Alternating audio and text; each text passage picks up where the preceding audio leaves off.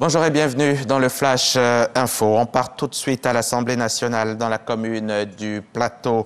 5 projets de loi y ont été adoptés hier donc en plénière. Il s'agit de projets de loi organiques déterminant l'organisation et le fonctionnement de certaines institutions, notamment le Conseil constitutionnel. Le reportage d'Éric Goré à suivre tout à l'heure dans le 13h. D'ici là, c'est à Grand Laou que je vous emmène. Grand Laou, dans la région des Grands Ponts, à quelques 115 km d'Abidjan. Le ministre de l'Enseignement technique y était récemment dans le cadre d'une visite au lycée professionnel, lycée qui tombe en ruine.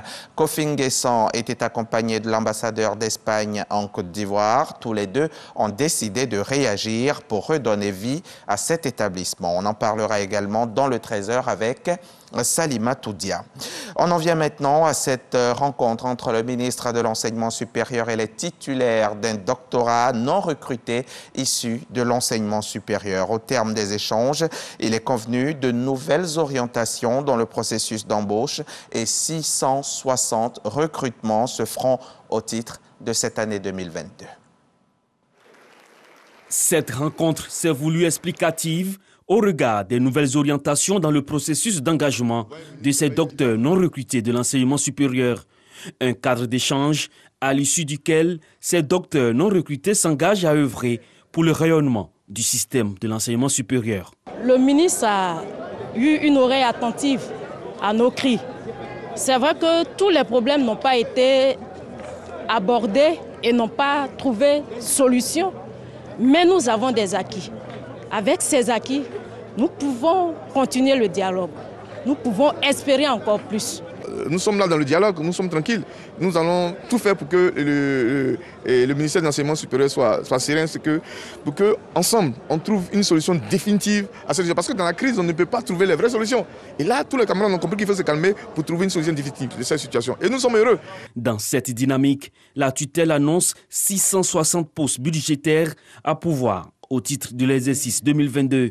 Le ministre Adama Diawara a rassuré sur la transparence dans le processus de recrutement. En l'occurrence, 450 postes en termes de recrutement nouveau et de contrat pour ceux qui auraient dépassé l'âge d'entrée à la fonction publique et 210 postes de glissement catégoriel pour ceux qui sont déjà fonctionnaires et qui ont obtenu leur doctorat. Cette année, nous allons faire en sorte que les choses soient jugées, en tout cas, un peu plus transparentes que ce qu'on fait d'habitude.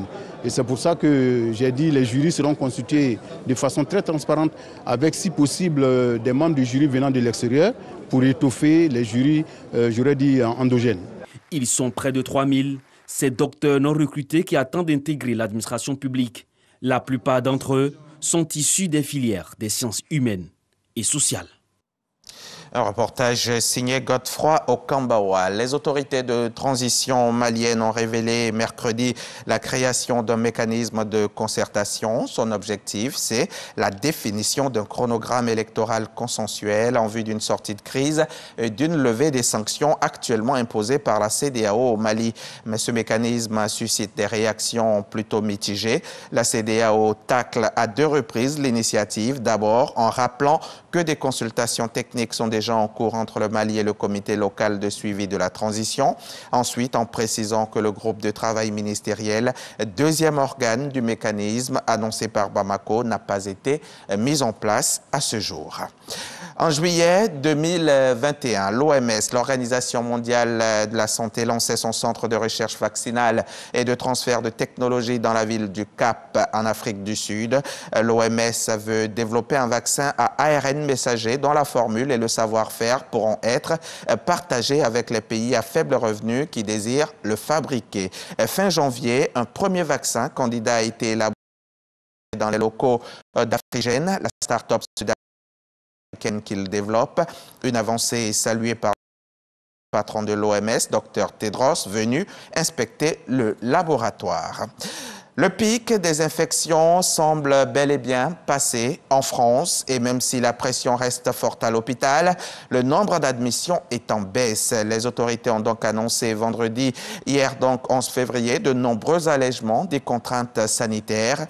À partir du 28 février, les Français pourront tomber le masque dans les lieux clos où le pass vaccinal est exigé, tels que les cinémas, théâtres, musées, restaurants ou bars, sauf dans les transports. S'ils sont cas contact, ils ne devront plus faire qu'un seul test au bout de 2 jours.